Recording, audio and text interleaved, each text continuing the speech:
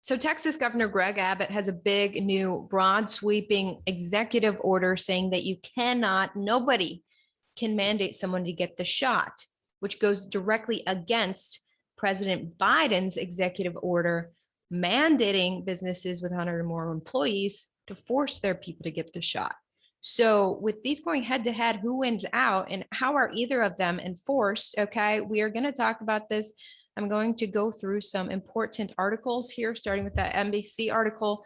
As Biden's vaccine or test mandate approaches, questions arise over enforcement. It's really interesting things going on. Also, some companies in Texas and how they're reacting. We're going to talk about that too.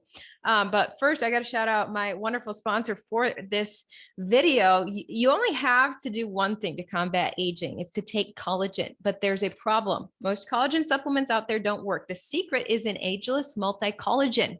Health with Ivory is one of the most effective collagens for anti-aging out there. Thousands of users agree they notice their skin looking and feeling younger after routinely taking it.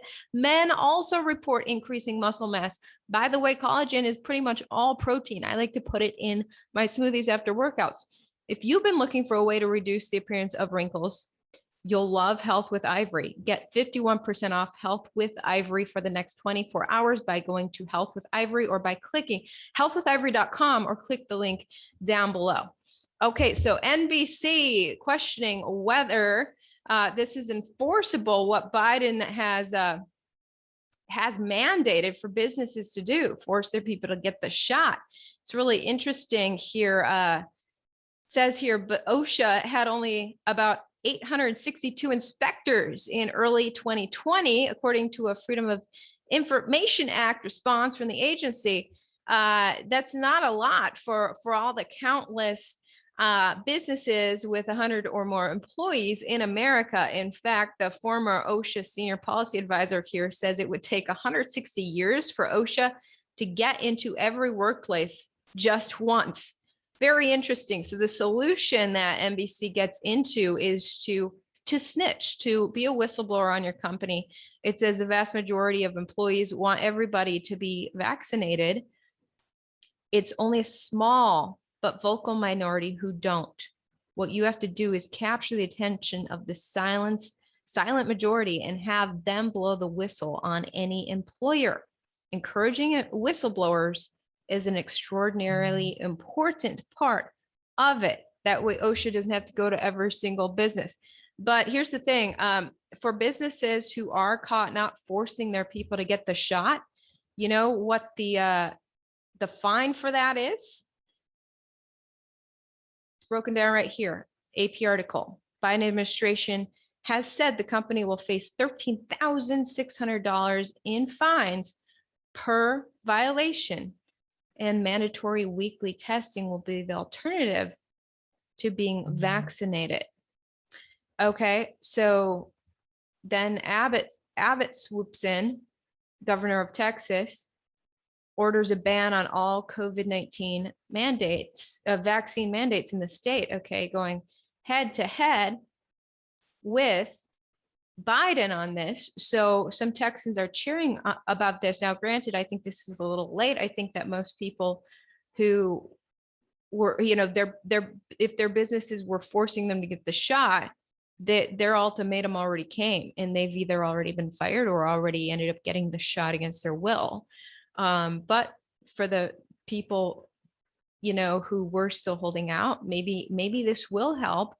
But if you look at his executive order here, I brought up his actual executive order. It says here the maximum fine allowed under section 418.173 of the Texas Government Code of the state's emergency management plan shall apply to any failure to comply with this executive order. Well, I looked up that code and that fine is $1,000. Okay, so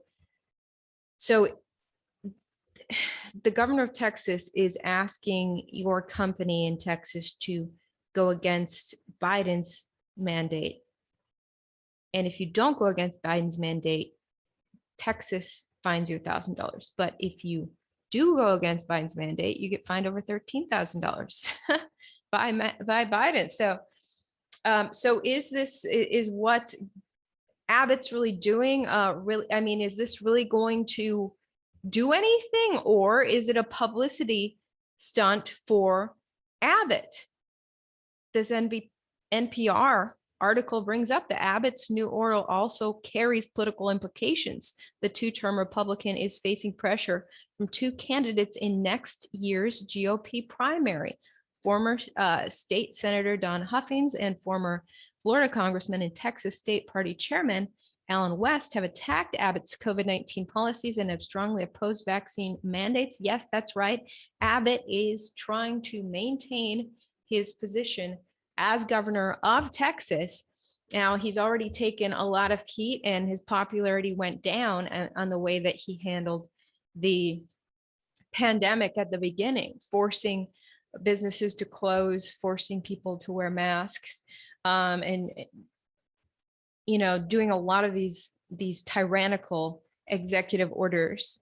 And Abbott's supposedly a Republican, so a lot of his Republican base ditched him after that. So now it's like, is he trying to regain his popularity by issuing executive orders like this?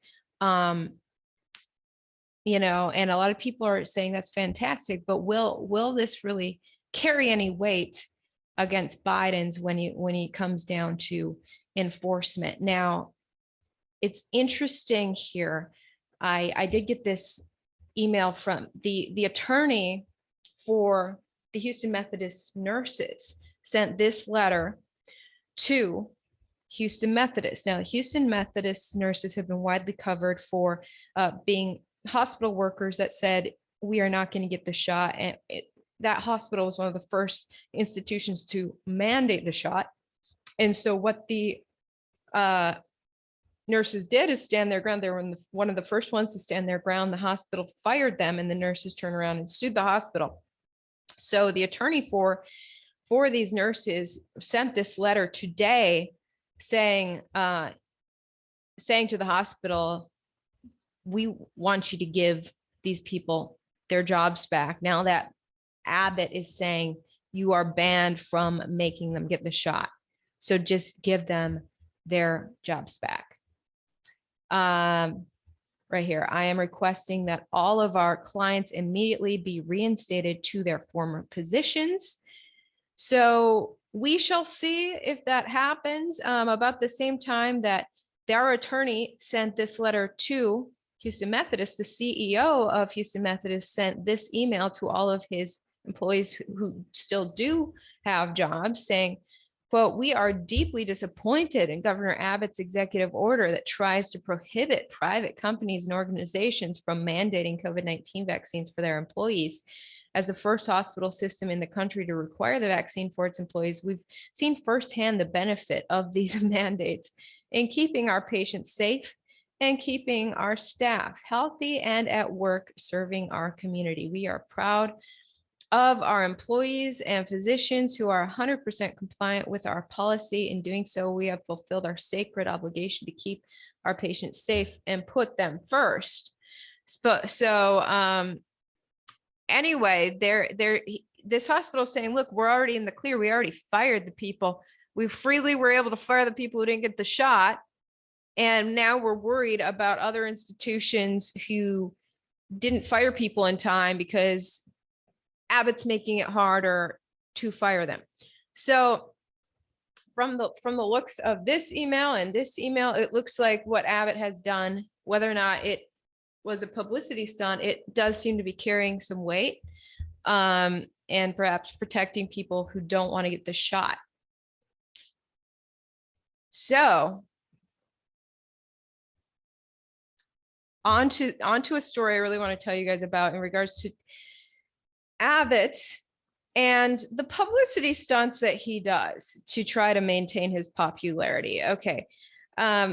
So 2020, his popularity took a big hit due to all of his mandates, so many businesses having to close due to his mandates, so many people tired of wearing masks and Abbott forcing them to wear masks.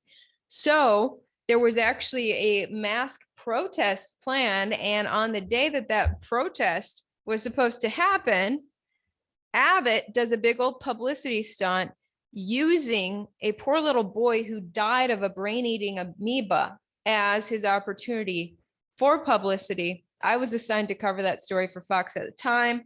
Here's my article on it. Lake Jackson splash pad blamed for deadly brain-eating amoeba. Now, brain-eating amoebas are incredibly rare. There's the way in which they get to your brain, it's a crazy fluke for the amoeba to get in there. And the splash pad this kid was playing on is how it happened. The water has to shoot up your nose so hard, according to health officials, that it gets to a high point where it can work its way into your brain.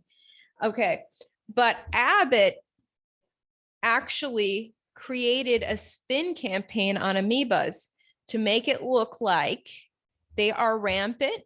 Now in Texas, we need to declare a state of emergency. And I'm an extremely responsible governor who's going to save all of you. In fact, I'm going to deploy the Army National Guard to make sure that you guys are all safe. Nobody should be drinking regular water anymore. The National Guard's going to be handing you water because I'm a benevolent governor. And getting military members out there in their camouflage holding big cases of water is a great visual that the media is going to eat up. So this is an example of the media being used as a tool of manipulation. Media members are very easily used by politicians, and this is a perfect example of it. It happened with this story. Now, when I was assigned to it, I didn't know much about amoebas, but listening, the governor calls this big old press conference, and his own health officials are straight up, in the press conference, they were calling the governor out and saying, look, it's pretty much a 0% chance that anyone is going to get a brain-eating amoeba. They're like, amoebas are always in our water. It's impossible for them to affect us because of the fluke chance it has to shoot up in just the right way into your nose. Anyway, so I wanted to show you some of the media who ate this coverage up. They went with the governor's talking points, and the governor used this opportunity of a child's death to make himself look like a hero, create some positive publicity for himself after his ratings tanked and his popularity numbers tanked due to his tyrannical edicts in the pandemic. But this media outlet took everything the governor said and just covered it just the way the governor knew the media would. Okay, that's not going to play. Buy Sluts Linux AC and heating system. Get an app. Here was my coverage. Infection.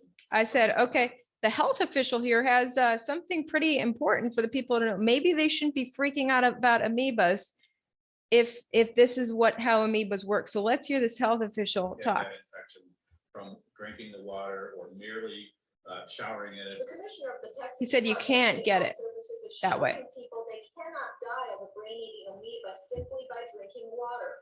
This after 6-year-old Josiah McIntyre was killed by the rare amoeba earlier this month. We know the only way that you can get it is to have that contaminated water go up your sinuses and basically then lodge there at the top of the sinuses and work its way from there through a membrane, if you will, a bony membrane that goes into the brain.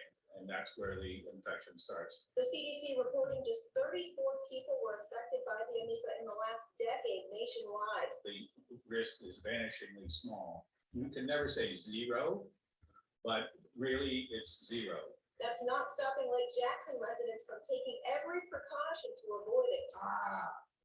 Right now, I'm pretty worried. I have a 14-month-old son. We're just doing bottled water for consumption and for cooking. Families driving through the Army's water distribution line as stores in the city have begun selling out. Because we can't find any water anywhere else. So, it's all bought out. Meanwhile, TCEQ is working with the city to convert the water system's disinfectant from chloramine to chlorine. We have to get chlorine levels to a state that can burn the entire system? So the lengths that they went to, because the governor said this is an emergency, one child has died in a freak fluke. I go down to that city to cover that, and just using the bathroom in a local gas station, the sinks were taped off. This is in the middle of a COVID pandemic, and I can't even wash my hands because supposedly this amoeba that's killed 34 people in a decade is more dangerous now than COVID, because that's what the governor said. And so it's just incredible how one politician can sway public opinion like that by handing the media a hysterical press release and the media just running with it because it's low-hanging fruit. So is this executive order from Abbott on the shot another publicity stunt? I wouldn't put it past him. He's someone who definitely does that. But looking at these letters here where we've got employees demanding their jobs back now. We've got medical institutions concerned about the ability to fire people who haven't gotten the shot yet. It sounds like, this is giving some power back to the people, this executive order, giving power back to individuals who just want to protect their what goes into their body. So I don't know. It's very interesting. Just take it all with a grain of salt. And honestly, $1,000 fine versus a $13,000 fine. That's a takeaway from all of this. That's all I have to say. I just wanted to let you guys see through some of the ways that politicians manipulate the media. Governor Abbott's good at it. He's running for re-election. Just be aware of that.